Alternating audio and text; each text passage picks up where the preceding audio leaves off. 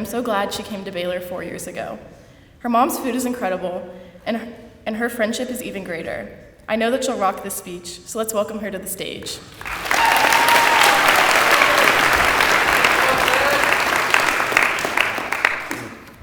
Good morning, everybody. My name is Mavis.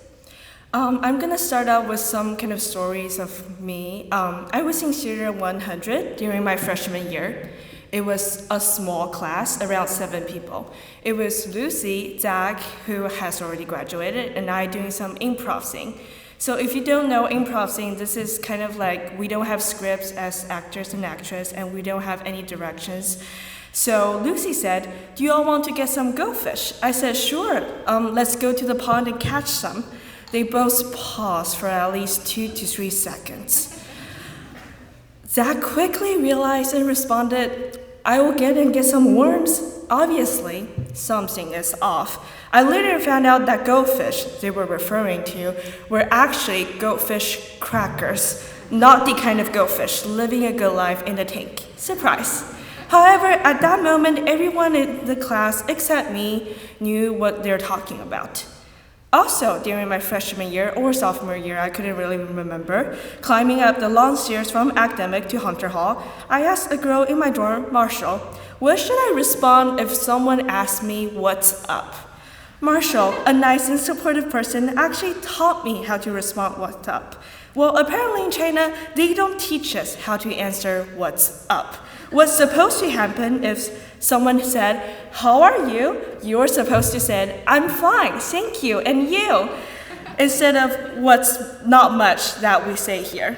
For those who are in G period AP Psychology with Coach Smith, you probably heard of this if you're paying attention to Michael or Tony.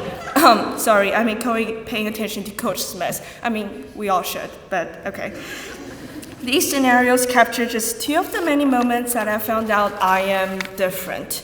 As I stumble through obstacles and try to fit in this place I've called home for the past 4 years, I've started wondering if I am the only one who doesn't know the popular film or has ever tasted cornbread before.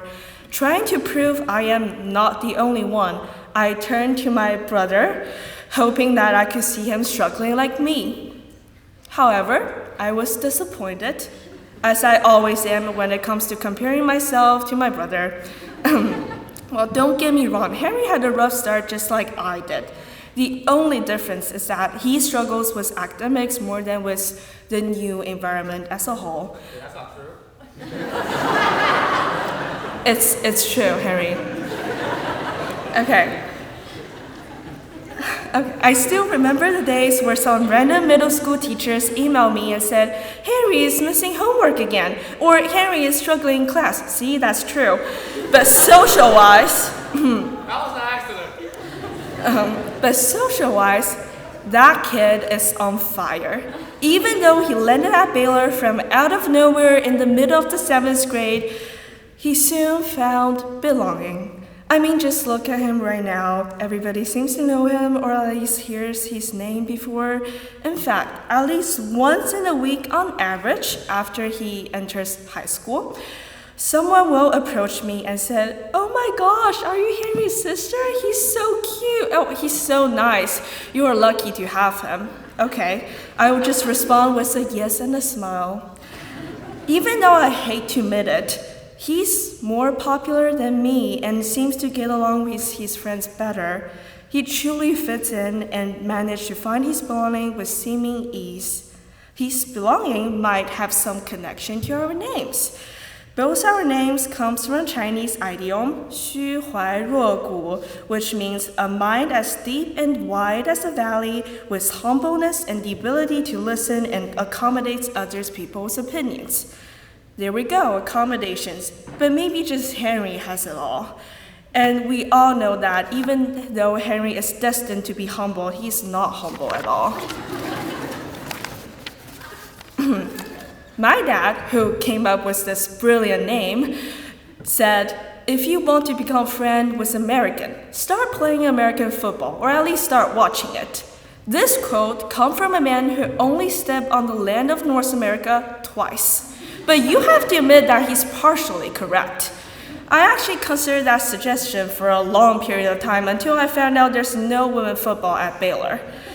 If Baylor had women's football, I would definitely sign up and just sit on the bleachers because even until now, I still don't get it. Maybe that's why I don't find my belonging, but okay. For Henry, not the case. Even though my dad tried so hard to persuade him that he has to play with some kind of sport with a sphere or stature ball involved, he listened to himself and chose what he loves. He became a rower, and this sport became part of who he is. Belonging, according to the definition of textbook, refers to being connected to others as part of a group, family, or community. I'm glad that Henry found his belonging at Baylor. However, I'm still in the middle of nowhere even though 4 years have passed. In the past 4 years, I've tried to become someone else. I tried something I didn't like and said I like it, and I said things I didn't mean from my heart. Looking at Henry, I suddenly realized that the best way to find your friend or your belonging in a new environment or a different form of society is just to be you. Just be yourself and do what you do. And that's what my brother showed me. He is just being Henry. Or maybe he's just being a teenage stupid boy. But either way, he is truly himself. Learning that eventually, I've managed to find my belonging in Hunter Hall with my lovely dorm sisters and supportive dorm parents, my community in theater as an actress, and supportive friends such as Mallory, Marguerite, and Gail, who embraced me as a whole as well as my culture. I also found a special friend, a wise mentor, and caring mom who supported me when I struggled to find my belonging.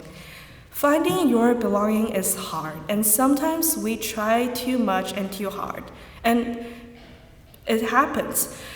But remember, you are very special, and there's no one like you in this world. Don't change just because someone told you to. Before we all step into a new environment, always remember to be yourself. And if you only take one thing away from this speech, take this away. When you see me again on campus, please say, "Is Henry your brother?" instead of, "Are you Henry's sister?" And I should be the one who said, "Yes, he is." Thank you.